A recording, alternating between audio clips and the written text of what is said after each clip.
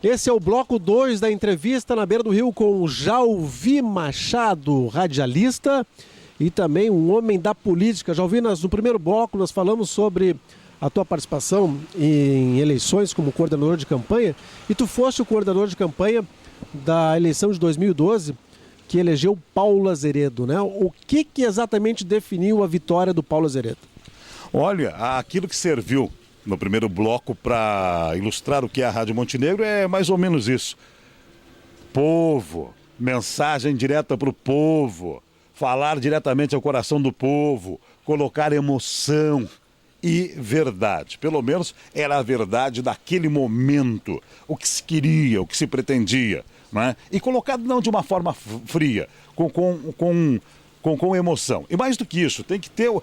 Uma campanha começa... Sabe qual é o resumo, a síntese de uma campanha eleitoral? É o slogan. Aí tem gente que recebe aí 500 mil reais para criar uma frasezinha, uma abobrinha, né? Sem sentido, sem nada e tal. A síntese de uma campanha eleitoral é o slogan. E qual foi o nosso slogan? O coração do povo bate forte por mudança. E outra... Né? Aí que eu me referi há pouco dos tecnicismos, entre aspas, né?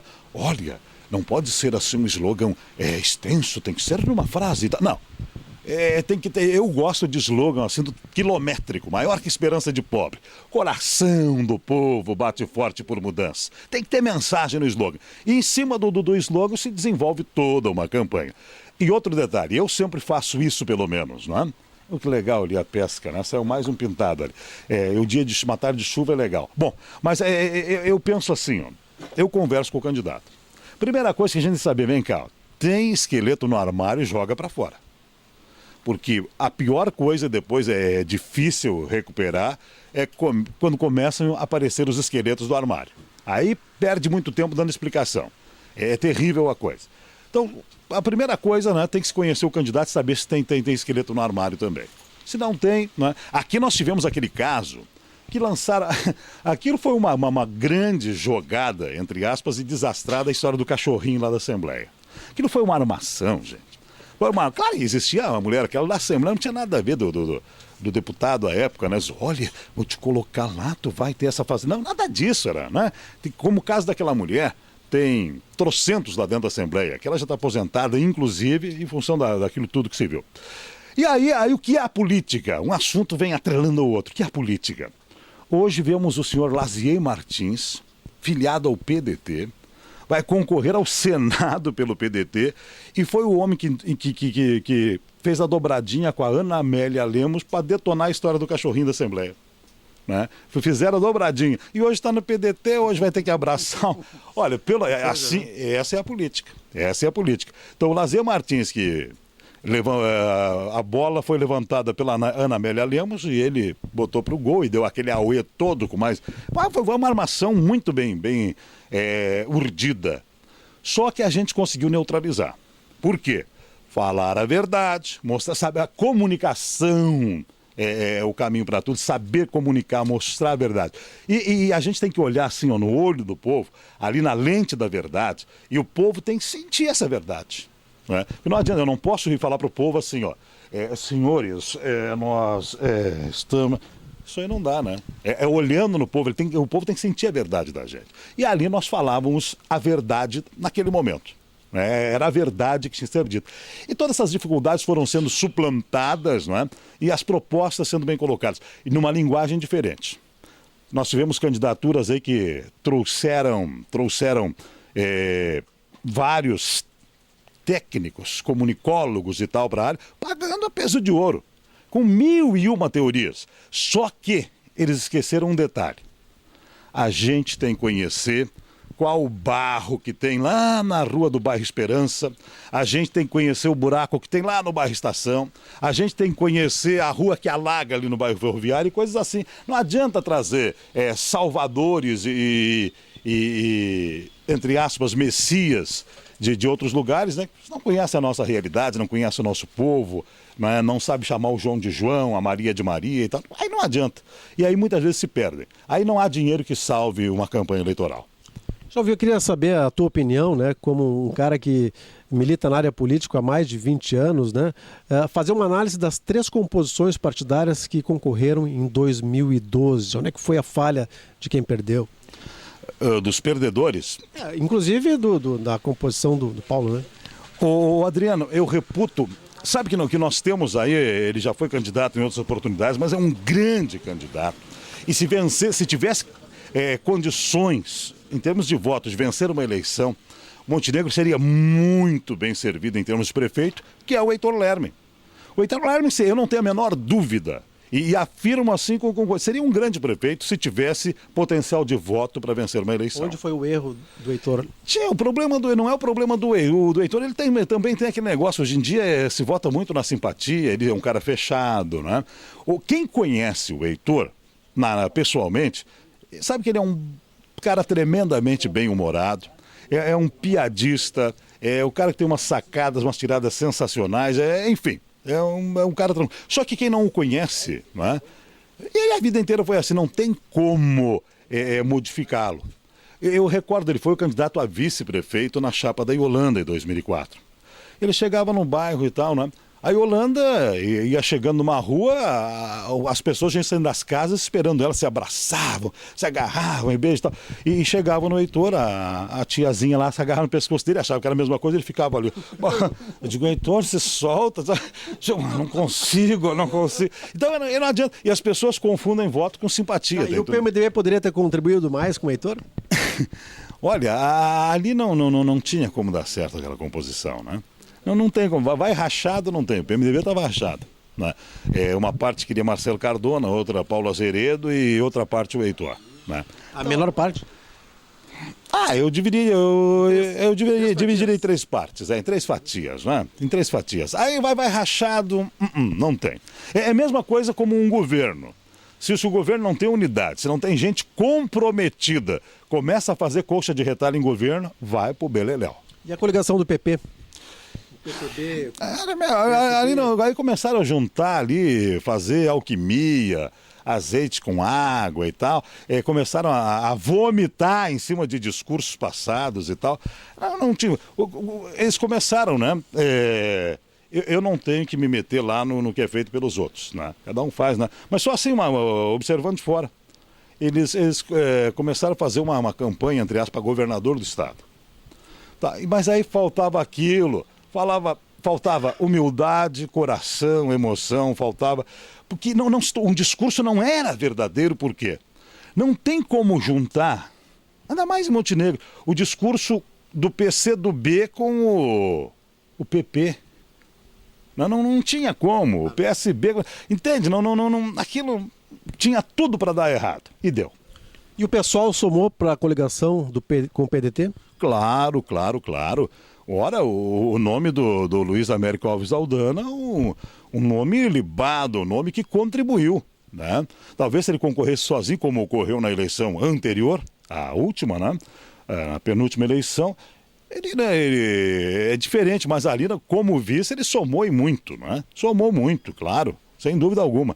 Até porque o pessoal, embora um partido diminuto em Montenegro, mas com pessoas com posições firmes. E não havia discrepância de discurso, não é? Não havia, assim, antagonismos históricos, até porque vinha da mesma vertente. O Paraguai já tinha sido trabalhista, né? Enfim, então não havia discrepância. Então estava tudo normal. Bom, o filósofo da política sempre disse que a política é muito dinâmica, né? O João Machado começou o governo Paulo Azeredo lado a lado com o ex-deputado estadual. Hoje não está tão lado a lado assim, né? Como é que tu pode configurar o governo do Paulo Azeredo? Olha, eu faço campanha, Adriano. Programa de governo, eu tenho que acreditar naquele programa de governo. Como eu disse, eu não gosto de estar vendendo falsidades em verdade, você tem que acreditar. Outra coisa, eu tenho que apostar em pessoas que se comprometeram. Se eu estou lá dentro da trincheira, sei o que cada um fez, não é? Como agiram, como procederam e tal, para formar o governo também tem que ter essa observação. E para formar o governo tem que ter coerência. Bem, algumas coisas. Nós iniciamos o governo junto com o prefeito Paulo Azeredo. E durante a campanha, o prefeito, o então candidato, hoje prefeito, e eu já tinha lidado com ele em outros certames e tal, né? Já tinha trabalhado com ele em outros certames, demonstrou uma humildade e tal, tanto é que a campanha de A a Z esteve nas minhas mãos. Eu comandei tudo, né? Em termos de coordenação, marketing eleitoral, etc.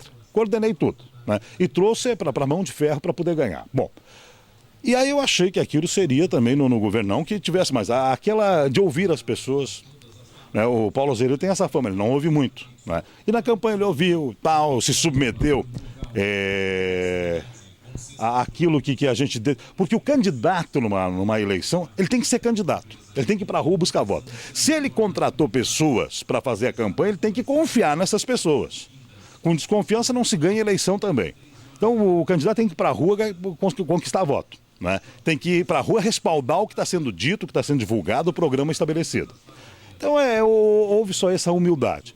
Iniciou o governo. Já na fase de transição, né? E quem estava lá dentro sabe o quanto eu chiei, o quanto eu...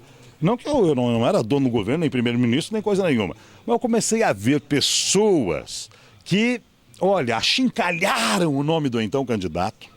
Pessoas que disseram assim, na frente dele, eu não vou votar em ti, vou votar no outro, por isso, por aquilo. Começaram a se chegar e a ter espaço. Não, isso não está certo. Não se governa sem pessoas comprometidas, né? Aí eu comecei a ver pessoas que historicamente estavam ali envolvidos, né? Com os partidos, sendo preteridas em nome de composições pós-eleição que não tinham a menor necessidade. Não tinha a menor necessidade. Aí começou a virar uma coxa de retalho e o principal é a falta de comprometimento. Iniciou o governo. Um governo com, a princípio, muita vontade, que se imaginava, só que sem um embasamento. Vamos fazer tal coisa e tal, mas qual é o embasamento para fazer tal coisa? De que forma?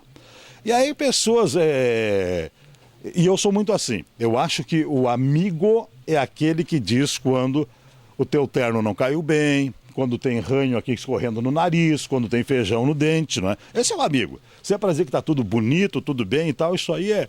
E o prefeito começou a se acercar de pessoas que só elogiavam, a gente vendo a coisa, né? A maionese dando uma desandada e o pessoal, não, tá legal, o povo te adora, toca em frente que o povo te ama. E a gente sabendo que não era assim. Começou os desentendimentos. Eu trabalhava na área de comunicação, não é? O que eu queria? Qual era a minha política? A minha política era criar uma política de comunicação, coisa que nunca teve na Prefeitura de Montenegro, né? Nunca teve.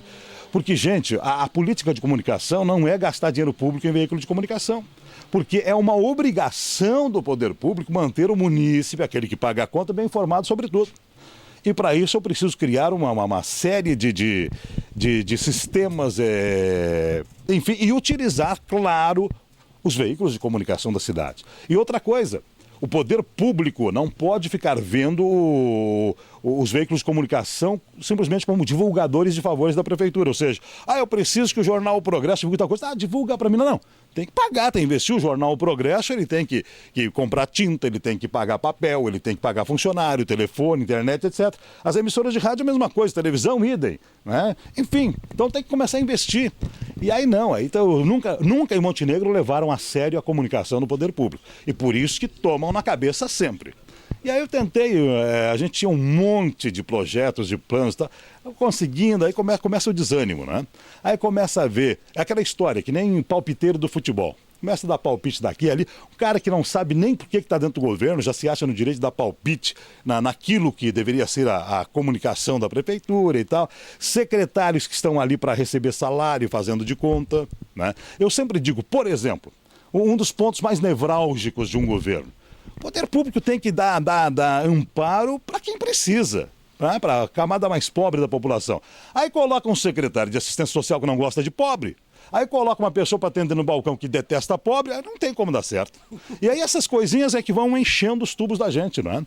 Aí coloca o cara para fazer de conta, para sentar atrás da mesa e ganhar salário 5 paus por mês. Não.